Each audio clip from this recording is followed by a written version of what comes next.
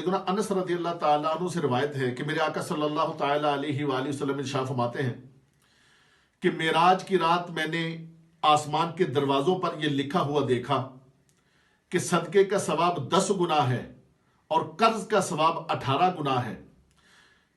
इरशाद फरमाया कि मैंने जिब्राइल से पूछा कि जिब्राइल ये क्यों है कि जब अल्लाह की बारगाह में सदका देना हो तो उसका सवाब 10 गुना और जब किसी आदमी को कर्ज देना हो तो उसका सवाब 18 गुना है। तो जिब्राइल अमी अर्ज करते हैं या रसूलल्लाह सल्लल्लाहु ताला अलैहि वसल्लम,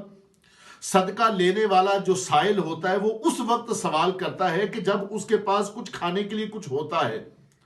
जरूरियात जिंदगी कुछ उसके पास होती हैं, वो तब सवाल करता है। और कर्ज लेने वाला उस वक्त हाथ फैलाता है जब वो हकीकतन जरूरतमंद होता है।